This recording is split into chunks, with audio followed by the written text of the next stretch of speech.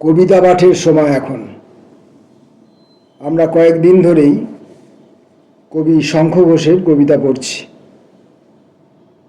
জলে ভাসা খড়কুটো এর প্রথম গুচ্ছ এই নামে, জলে ভাসা খড়কুটো এই নামে সম্ভবত দুটি গুচ্ছ কবিতা তার রয়েছে।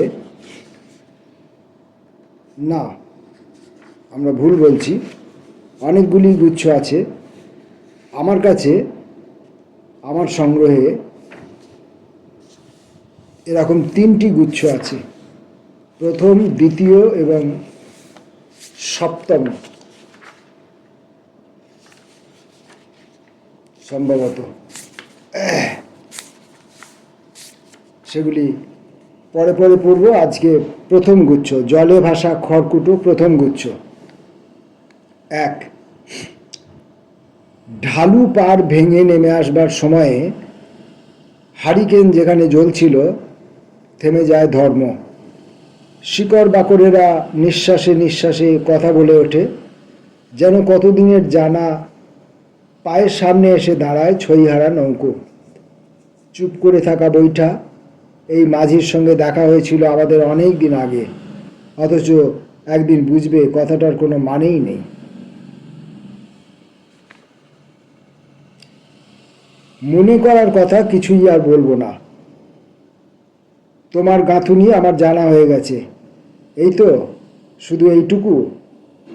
সবচেয়ে ভালো তবু সুপুরি টানের দোহারা দাঁড়ানো, আর রেখা দোলানো ওই ছলছলে জলে কেঁপে ওঠা অবৈধতা। জলে ভাসা খড়কুটোর দ্বিতীয় অংশটি পাঠের পর আমরা পড়ব তৃতীয় অংশটি। কেন আমাকে মানতে হবে তোমার নিয়ম? দুই পার ভেঙে দেখেছি, তারও মধ্যে বসতি করে মানুষ। কথাও চলে এপার ওপার। চিত সাঁতার না ডুবো সাঁতার, ভালো করে ভাবার আগেই ঝাঁপ দিয়ে পড়ছি টইটুম্বুর জলে। 4 নম্বর কবিতাটি মাত্র একটি লাইনে। মেঘনার মতো তার শরীরে আদুল শুয়ে আছি।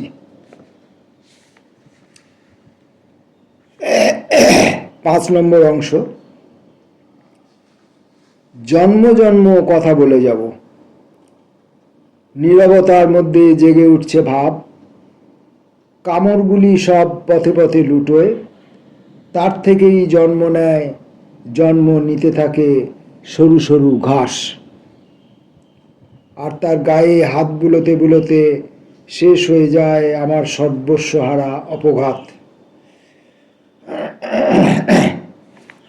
6 নম্বর অংশ।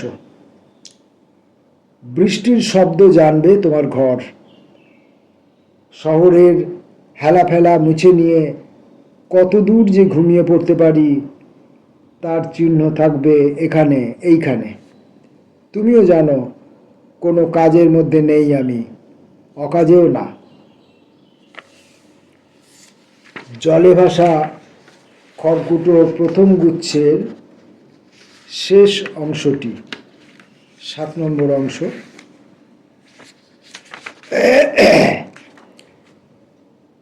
গান গাইবার সময়ে তোমার গলার শঙ্খ দাগে যখন ঢেউ লাগে, আর সুরের কালো হাওয়ায় যখন ঘুমিয়ে পড়ে সবাই, নাম না জানা দুটো মাত্র তারা ছাড়া আর সবাইকেই যখন ঢেকে নেয় মেঘ, হিম পড়ে ইতিহাসের পাতায়, খোলা ছাতের সেই অন্তরাতে বলো, তুমি বলো। জলে ভাসা খড়কুটো প্রথম গুচ্ছ, কবি শঙ্খ ঘোষের লেখা কবিতা আমরা পড়লাম। পরের ভিডিওতে আমরা এই দ্বিতীয় গুচ্ছটি পড়ব।